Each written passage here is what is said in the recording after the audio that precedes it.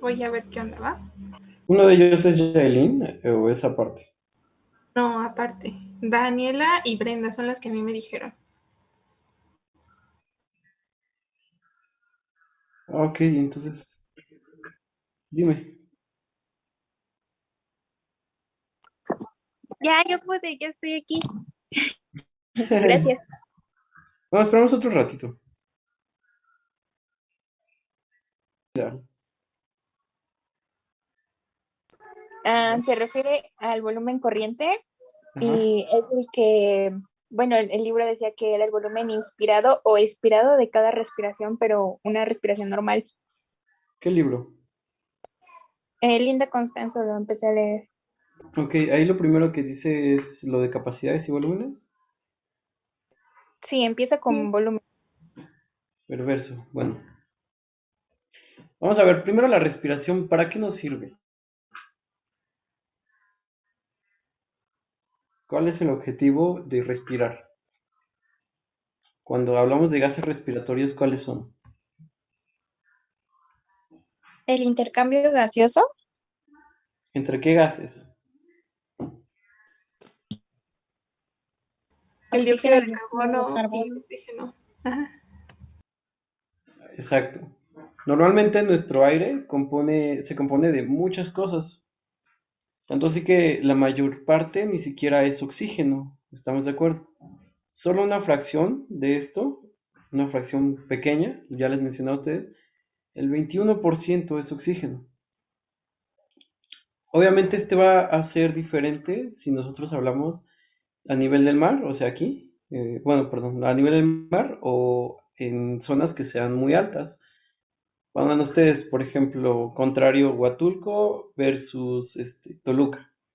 Hay más oxígeno a nivel del mar, pero esto no quiere decir que el porcentaje varíe, o sea, siempre va a ser 21%. El hecho de que haya más es porque pues hay una columna de aire que está sobre las personas, digamos. De otra forma, este volumen se disminuye porque pues te acercas un poquito más al cielo, ¿no? Cuando llevas una altura más significativa. Bueno, hablando en sí de la fisiología de la respiración, ¿qué le vamos a estudiar a esto? Esto nos sirve para el intercambio gaseoso, bien ya lo dijeron, pero para que esto ocurra, este proceso ocurre normalmente a nivel alveolar, a nivel de los sacos alveolares, de los lobulillos más terminales, que ya son respiratorios. Aquí es donde se efectúa este proceso de respiración, pero este intercambio gaseoso como tal, no es como tal la respiración celular que se lleva a cabo propiamente dentro de la célula. Entonces hay que diferenciar eso, ¿vale? Ahora, componentes del aparato respiratorio. Nosotros podemos hablar de vías respiratorias altas, vías de conducción, vías de transición y vías de la respiración. A grosso modo podemos decir que tenemos las fosas nasales, faringe, laringe, tráqueas, bronquios, bronquiolos, ¿vale? ¿Para qué nos sirven las fosas nasales? Estas sabemos que tienen un componente inmunológico porque tiene una mucosa. Sabemos que secreta moco y que esto nos ayuda a depurar el aire que nosotros tenemos. Y no solo eso, también a humidificarlo, porque el aire que nosotros respiramos normalmente es seco. Aunque tenga un componente de humedad, aún así es seco.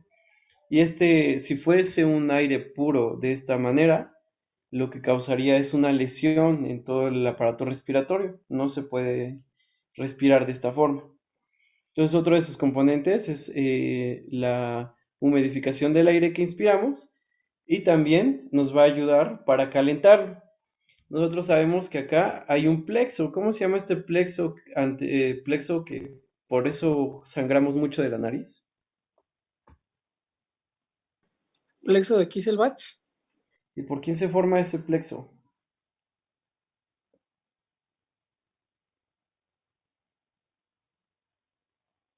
Mm, creo que, bueno, es como unas ramas que van, labial superior, creo, y nasal anterior, no sé muy bien, pero es en la pared medial. Podría ser Ajá, por ramas de la arteria facial, ¿no? exacto, más específicamente por lo que decía de la labial superior, y bueno, ramas de la palatina mayor y también por las arterias esfenoidales. ¿Qué tienen la etmoidal anterior, me parece? ¿Qué tiene de relevante esto? Este plexo precisamente nos ayuda a que se caliente la, el aire. Aquí nosotros sabemos que tiene unos cornetes y que el aire cuando viene aquí tiene cierta turbulencia, que eso le permite una capacidad de que aumente el contacto o el tiempo de contacto con esta irrigación que está pues muy próxima.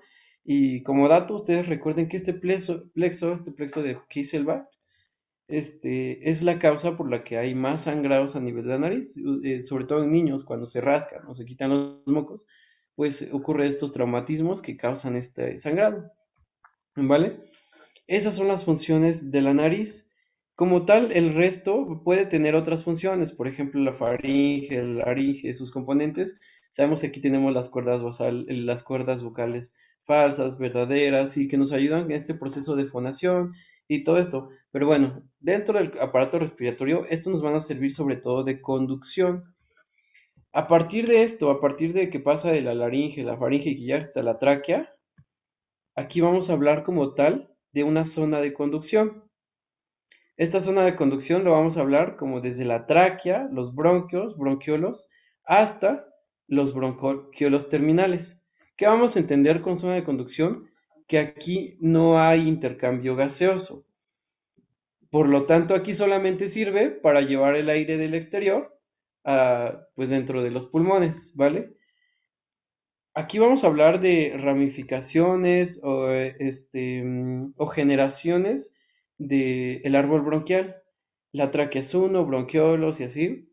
Y nosotros podemos decir que más o menos por la 16 van a estar los bronquiolos terminales. Entonces, desde la rama uno hasta la 16, nosotros podemos decir, 16, 17, dependen qué libro lo chequen, van a ver que ahí es la zona de conducción. A veces aquí muestran una zona de transición donde ya empieza a haber cierta respiración. En este caso, Gannon nos dice que aquí ya lo contamos como zona respiratoria. Y pues su nombre lo dice, desde los bronquiolos respiratorios, los conductos alveolares, los sacos alveolares. Y si se dan cuenta, aquí te dice tráqueas, ¿cuántos tienes? Una. Bronquios, tenemos dos. Ya los bronquiolos que se van segmentando aumentan pues de forma exponencial, podríamos decir 4, 8, 16, 32, aquí 6 por 10 a la cuarta, 5 por 10 a la quinta y 8 por 10 a la sexta. ¿Qué importancia tiene esto? A pesar de que esta zona es muy gruesa, o sea, tiene un grosor, un diámetro bastante amplio, su superficie es pequeña porque es un segmento corto. En cambio aquí, a pesar de que es un segmento corto y que su luz, su diámetro sea pequeño, a pesar de eso, por el número de ramificaciones, por el número de la cantidad de sacos alveolares que tenemos, su superficie es mucho mayor. Es más, aquí vean, aquí viene por generaciones cómo se va partiendo. ¿Y cómo van a ver ustedes que va aumentando la superficie? Pero de modo que los bronquiolos terminales es donde realmente va a aumentar de forma considerable. Y esto pues resulta súper ventajoso porque esta zona de conducción no nos está sirviendo. Así que no hay mucha importancia en el que haya una superficie muy grande acá. Es más, estaríamos desperdiciando si la zona conductora fuera o muy larga o tuviera una superficie transversal bastante amplia. Entonces eso no nos serviría. La zona respiratoria es la que nos interesa que sea grande. En este caso entonces vemos la zona respiratoria, cómo aumenta su superficie de la forma en la que ustedes lo miran, ¿no? Incluso menciona en algunos libros, no recuerdo dónde leí ese, que decía que era el tamaño de una cancha de béisbol. Entonces, la superficie es bastante grande. Si nosotros desdobláramos cada uno de estos alvéolos, que son diminutos, y los acomodáramos de forma que cubrieran este campo, ¿no? Entonces es bastante amplio. Ahora, ¿qué le vamos a estudiar a la fisiología de la respiración? Lo que nosotros ya vimos fue la conducción. Pero bueno, Las principales funciones de la respiración, ya habíamos mencionado, proporcionar el oxígeno a los tejidos, retiramos el dióxido de carbono, que en este caso es un metabolito, y aspectos que vamos a estudiar. Uno, la ventilación pulmonar. Este proceso va a ser aquel a través del cual nosotros llevamos el aire de la atmósfera, el aire que nosotros estamos pues nadando en él, hacia adentro, hacia donde realmente ocurre la respiración. Después vamos a ver cómo se lleva a cabo esta difusión, cómo es que los alvéolos que están bien ventilados, que tienen oxígeno nuevo y que tienen poco dióxido de carbono, van a intercambiar esto a nivel arterial y venoso para que estas proporciones se inviertan y así el aire que expiramos sea o tenga un mayor contenido de dióxido de carbono y ya se le haya extraído el oxígeno posible. Otra parte que se va a estudiar va a ser como tal ya el transporte de este oxígeno y dióxido de carbono en la sangre que ya está oxigenada, cómo se va a llevar a todos los tejidos y cómo por las características de estos gases van a ser aportados a nivel tisular, a nivel de las células, para que haya como tal este intercambio efectivo a nivel del tejido. Y otro aspecto importante a estudiarle es cómo nosotros vamos a regular sobre todo la ventilación. Dato aquí, por ejemplo, la frecuencia cardíaca, nosotros ya sabemos que tiene un rango, ¿no? Al igual, la frecuencia respiratoria tiene un rango que es un poco estrecho. ¿De cuánto es la frecuencia respiratoria normal?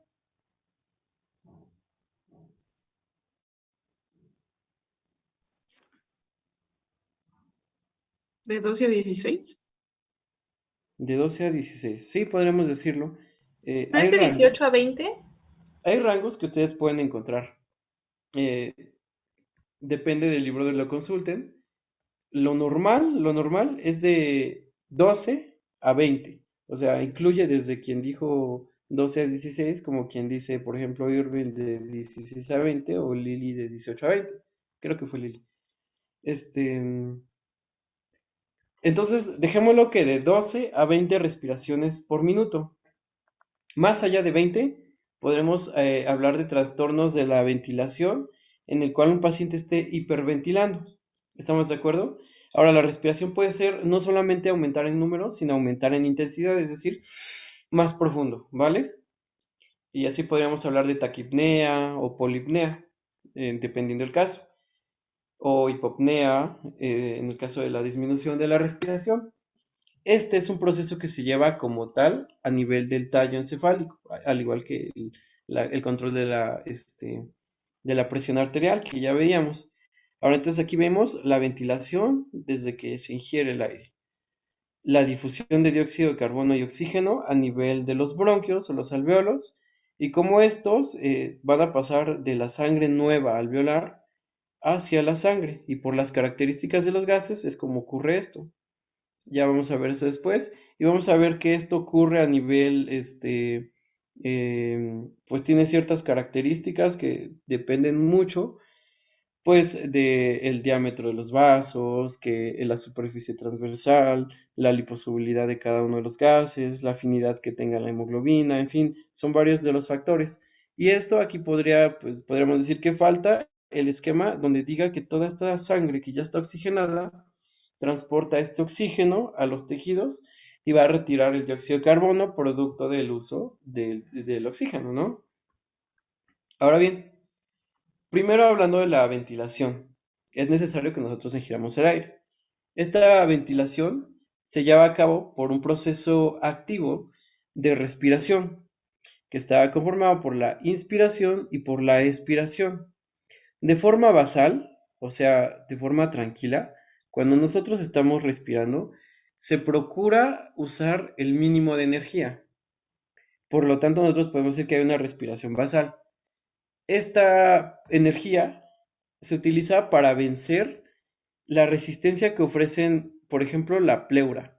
Nosotros sabemos que la pleura recubre a los pulmones y que tenemos dos tipos de pleura, visceral y parietal, y que entre ellos hay un espacio virtual que está llenado por líquido pleural, cuyo volumen puede ser hasta 25 mililitros, me parece. Pero bueno, se tiene que vencer esta resistencia, esta tendencia a colapsar la pared torácica. También se tiene que vencer la fuerza de estos músculos. Se tiene que vencer incluso la resistencia en las vías aéreas. Y aquí, antes de que se me olvide, como entre paréntesis en esto. A pesar de que estos, así como el orden que tiene la zona de conducción y la zona de respiración, hay zonas donde tengan mayor resistencia. ¿Dónde creen ustedes que haya la mayor resistencia? Y díganme por qué.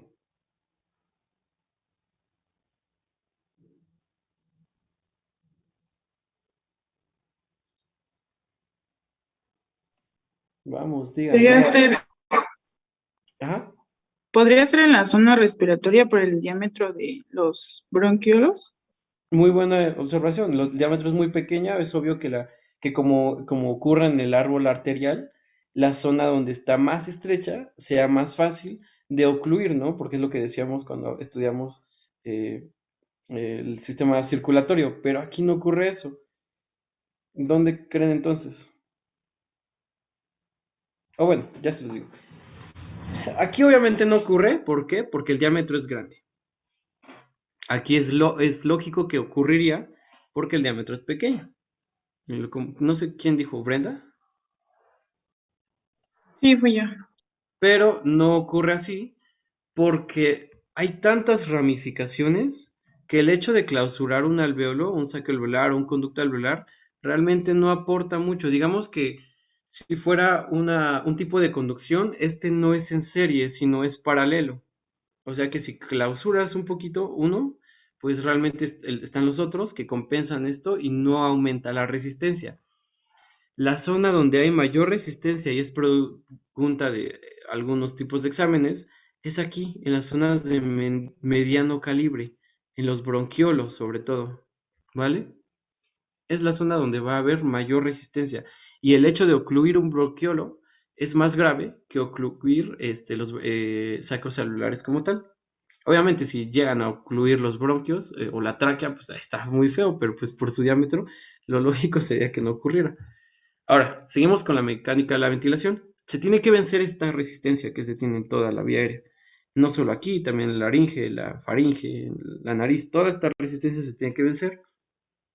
Pero aún así la respiración puede ser de forma tranquila, basal, la que nosotros llevamos, de 12 a 20 por minuto. En este caso, lo que vamos a buscar, como vemos acá, es retraer lo que está acá abajo. Vamos a ver, creo que no tengo otra imagen. Luego la busco y la pongo. Aquí tenemos el diafragma. Este delimita a la pared inferior de, pues el tórax, ¿no? La zona pulmonar. El diafragma lo tenemos que estirar hacia abajo para que los pulmones puedan expandirse.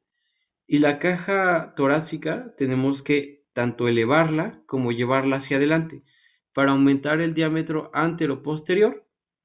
De esta forma alejamos el esternón de pues, la columna vertebral y vamos a también a utilizar a las costillas para expandir el tórax de forma pues lateral, ¿no? Ahí por los libros de anatomía mencionaba que tenía una función como de asa de cubeta esto. Y precisamente es lo que hace, ¿no? Se eleva de forma lateral, elevan el esternón y aumentan el diámetro tanto antero-posterior como los diámetros laterales. Y también vamos a aumentar el espacio al descender el diafragma. Así vamos a decir que la inspiración de forma basal solamente es llevada a cabo por por la contracción del diafragma. La contracción, o sea, un proceso activo del diafragma es el que lleva a cabo la inspiración, que digamos es una fase de la respiración, pero no es todo. En cambio, la expiración es un proceso pasivo, ¿por qué? Porque no lleva a cabo una contracción efectiva de un músculo. En cambio, solamente necesita que el diafragma se relaje. De esta forma, las mismas fuerzas que tienen en la pleura, en los músculos, en la viscosidad tisular, va a hacer que se retraiga pues toda la caja torácica y permita expulsar el aire. Entonces, de forma basal, la inspiración es por la contracción del diafragma y la expiración simplemente por la relajación del diafragma, de forma basal. Pero ahora, hay situaciones que requieren un aumento en el trabajo expiratorio. Cuando nosotros hacemos ejercicio, es un ejemplo perfecto, porque aumenta la demanda de oxígeno y también pueden aumentar las resistencias. En este caso, nosotros vamos a utilizar músculos, que podemos decir músculos accesorios o podríamos decir músculos de la respiración forzada. En este caso vamos a hablar de los intercostales externos, que ¿qué hacen? Son estos que tienen esta disposición y que su contracción eleva las costillas hacia el esternón y entonces aumenta el diámetro anteroposterior. Otros que vamos a ver, que aquí no los encontramos, es el esternocleidomastoideo, los serratos anteriores y los escalenos. Estos son músculos accesorios como tal, pero pueden estar involucrados cuando haya una respiración forzada. Aquí me faltaría los músculos de la expiración forzada, o sea, del sacar el aire de forma forzada. ¿Cuáles son esos?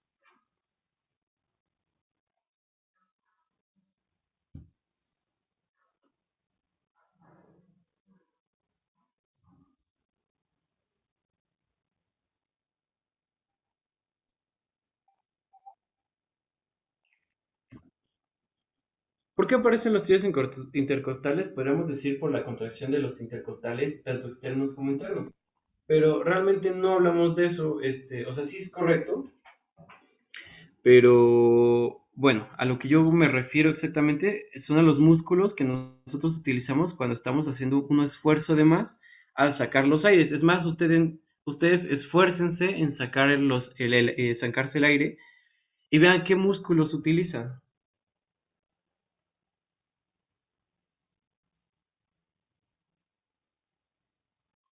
Exacto, los músculos abdominales. No solamente, en algunos lugares van a encontrar que solamente los músculos rectos abdominales, pero por ejemplo el transverso abdominal es uno que contribuye y vamos a ver que también hay unos intercostales. En este caso son los intercostales internos que por su disposición, contraria a los externos, van a retraer el esternón, lo van a unir, van a disminuir el diámetro anteroposterior y por lo tanto provocan una expiración más forzada cuando hay un mayor esfuerzo. En este caso sí vale decir que estos signos que decía, ¿quién lo decía? Ese es un nombre, pero Dayan creo que era, sí, ¿verdad? Va. Estos son signos de dificultad respiratoria, de disnea, que ocurren, incluso hay criterios que ustedes pueden encontrar como la retracción sifoidea, los tiros intercostales, había un epónimo, un acrónimo, que era como el de las playeras de Qatar, pero ya luego les digo cuál era. Bueno, eso es en cuanto a la mecánica de la ventilación pulmonar, la inspiración y la expiración. Todo esto con el objetivo de modificar las presiones dentro de la cavidad pulmonar.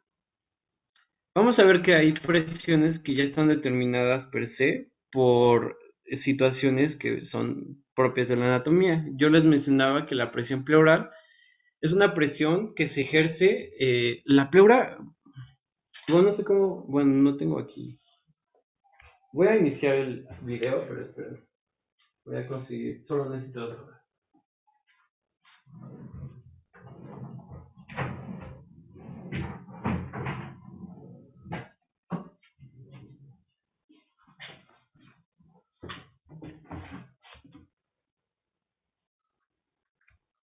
Sí se ve, ¿verdad? Sí. La pleura tiene varias funciones. Lubrica y permite que no haya un rozamiento como tal de los pulmones. Hagan de cuenta que esta es la pleura visceral y esta es la pleura parietal. Y permite que haya esto, sin que haya una resistencia como tal. Esto permite que el pulmón que no está unido como tal a la caja torácica, nosotros sabemos que su medio de fijación es a través del ilio, únicamente por pues la tráquea, por los bronquios principales, y por los vasos que ahí entran o salen. Entonces esto funciona de esta forma. ¿Qué ocurre si ustedes agarran dos vidrios y meten una gotita de agua? Cuando lo unen, ¿qué ocurre? Se pegan. Se pegan. Y esto también nos ayuda. Esto nos ayuda, ¿por qué? Porque este líquido que está haciendo que se peguen estos vidrios, en este caso las pleuras, hace que aumente la presión. ¿De qué nos sirve esta presión? Es que, les decía, esta presión es negativa de por sí y nos permite que los pulmones en estado basal tiendan a expandirse. Entonces, en la respiración, simplemente el dejarte así hace que los pulmones se expandan porque ya existe esta presión. Esta presión tiene que hacerse obviamente más negativa cuando se está inspirando más aire. En este caso, en la inspiración va a llegar hasta 7.5 milímetros de mercurio. Ay, creo que por cuando es en la expiración, perdón por las faltas aquí, se vuelve menos negativa, pero en ningún momento se vuelve positiva. Entonces estamos viendo que es de menos 5 milímetros de mercurio. Estamos. Ahora, la presión alveolar es la presión que existe propiamente dentro de los pequeñitos alveolos. Esa presión no se modifica mucho. Tomamos como referencia el cero, no como que no exista presión, sino como la presión que está igual a la atmósfera, ¿vale? Esta presión solo aumenta o disminuye 1 milímetro de mercurio y con eso es suficiente para que se modifique el volumen de aire hasta, vean cuánto, del cero al inicio de la inspiración ¿hasta cuánto? Hasta 0.5, que ya lo mencionaba alguien, creo que era Frida, que corresponde al volumen corriente. ¿Estamos de acuerdo? Ahora, entonces, solamente necesitamos recordar bien esas presiones. Recuerden, inspiración en la pleura, la presión pleural es de menos 7.5 milímetros de mercurio. En la expiración es de menos 5, se vuelve solo tantito menos negativa. Y la presión alveolar se vuelve positiva cuando quieres sacar aire, negativa cuando quieres meter aire, pero solo va a ser de 1. Y recuerden que aquí sí son,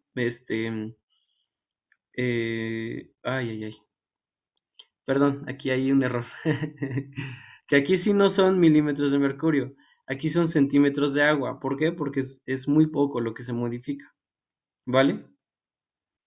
Ahora, existe un cociente entre, bueno, una relación entre la presión alveolar y la presión pulmonar o pleural, que es la presión transpulmonar. Esta es una diferencia de presiones que van a determinar el volumen pulmonar. Pero pues el conocerlo simplemente nos ayuda a saber cuando aumenta o disminuye alguna de estas presiones. Por ejemplo, la presión pleural, si disminuye, obviamente, pues va a haber una disminución también de la presión transpulmonar porque se acerca más a la presión alveolar. Y con esto va a haber una disminución del volumen pulmonar. Pero bueno, digamos que aquí lo que importa es la presión alveolar y la presión pleural. ¿Estamos de acuerdo? Ahora, aquí dentro del alveolo entra y sale aire. Les decía, solo es necesario un cambio de 1 centímetro de agua para que haya este cambio. Sin embargo, los alveolos tienden a colapsarse. ¿Por qué? Porque están recubiertos de agua o recubiertos de líquido. El líquido tiende a formar gotas, tiene este principio de capilaridad, tiene el principio de esta adhesión, entonces lo que hace es contraerse. Esta presión, según no solamente los principios o las características del agua, sino también tiene que ver con leyes físicas como la ley de Laplace, que determina la presión que se ejerce dentro de un tubo, dentro de un saco, como es en este caso, por el diámetro y las presiones, ¿no? Murales que hay acá. Pero en este caso, si solamente contuviera el agua o el líquido que hay, esta misma fuerza haría que el alveolo se colapsara. Para eso es que la naturaleza, Dios, no sé, inventó esto que es el factor surfactante. Este factor surfactante es secretado por ¿qué células? Esto ni siquiera es de fisio, es de histo, creo. Nemocito tipo 2. Las células epiteliales respiratorias o neumocito tipo 2. Eso es pregunta de examen de toda la vida. Estas células van a secretar esto que tienen diferentes componentes, apoproteínas, calcio, pero una muy importante es la dipalmitoidil fosfatidil colina. Esta, ¿qué hace? Es como lo que vemos acá. Sí, se ve el cursor, ¿no? ¿Ven estas patitas? Lo que hace es que se descompone y hace que cierta parte, como que disuelve en partes, y se coloca sobre esta superficie y evita que se contraiga. Este surfactante y sobre todo esta proteína nos va a permitir que se reduzcan las tensiones. ¿Cuánto? 12 veces menos. Tanto así que vamos a hablar de una presión que se disminuye desde 70 hasta 5 milímetros de mercurio. Aquí sí. Recuerden, están secretadas por las células tipo 2, las células alveolares tipo 2 o neumocitos tipo 2. El líquido surfactante no solamente tiene este tipo de funciones, ustedes verán en inmunología que también tiene una función antigénica, está compuesto por varios tipos de componentes, A, B, C, D, es precisamente el D el que tiene la función antigénica, los demás son los que nos determinan más esto. Ahora, este factor surfactante no se secreta, sino que hasta que hay un desarrollo completo de todo el árbol bronquial y esto ocurre en las últimas semanas del embarazo o del desarrollo embrionario. Por lo tanto, en los niños que son prematuros, este es el peligro, que no tienen todavía esta cantidad de factor surfactante y es necesario que se les administre o presión positiva o un factor surfactante externo. ¿Vale? ¿Hasta aquí hay dudas? ¿Cuánto nos queda? ¿Alguien me puede decir? 5 minutos. Empezamos a ver estas cosas. Los volúmenes y capacidades pulmonares, ustedes ya, aquí vamos a verlo igual así. Es que no escribí la descripción, entonces vamos a ver así. Un volumen simplemente es eso, un volumen. Una capacidad ya está compuesto por dos o más volúmenes. Alguien mencionaba, se me olvidó el nombre, ¿quién era? Que nos mencionaba el volumen corriente. Yo, Frida. ¿De cuánto decías que era? ¿De qué en mililitros? Ujú. No mencioné cuánto era. Pero si eres observadora, ahí dice. Es que Es no me más, carga. ya lo dije. ¿Cómo? Es que no me carga, está en negro mi pantalla. Buena excusa. Pero igual ya lo dije. Dije que solamente era necesario un cambio de 1 centímetro de agua para admitir cuánto de aire.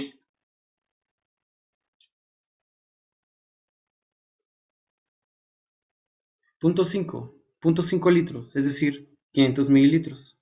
Recuerden, datos a recordar. ¿De cuánto era la frecuencia respiratoria normal?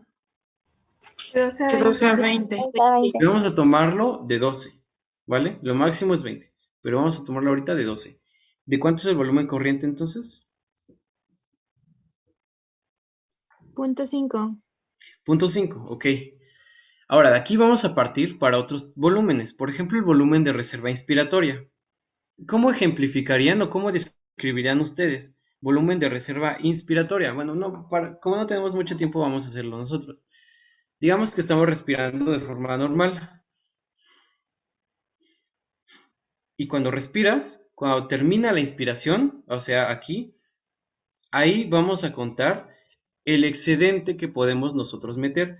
Es decir, a partir de una inspiración normal, es toda la cantidad de aire que podemos ingresar. Es decir, así, a partir de esto, todo lo que sobra. O sea, ese es el volumen de reserva inspiratoria. ¿Cuánto es del volumen de reserva inspiratoria? Vamos, chicos.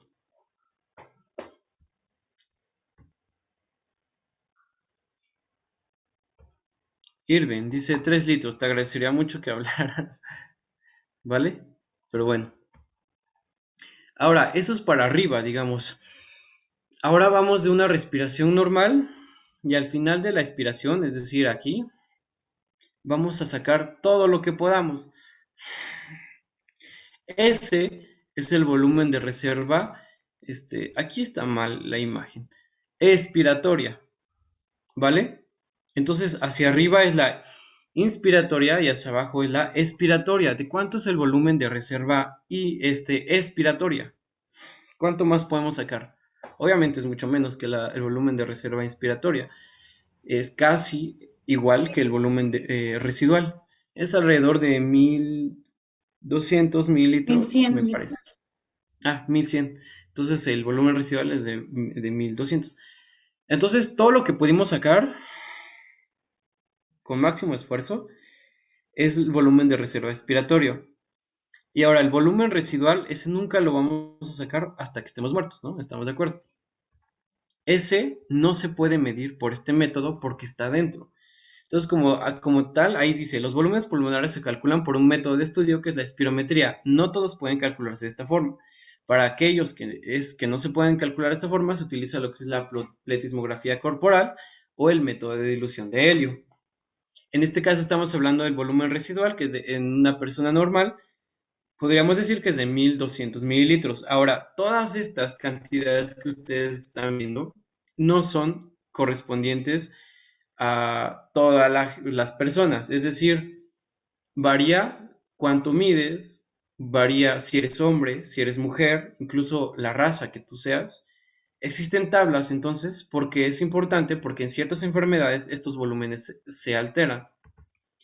Ahora, bueno, ya queda menos de un minuto. Yo creo que Marco, hasta aquí lo vamos a dejar.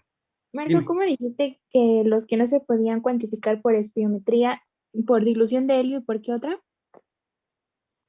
Los que no se pueden cuantificar por espirometría, se utiliza la pletismografía corporal o el método de dilución de helio.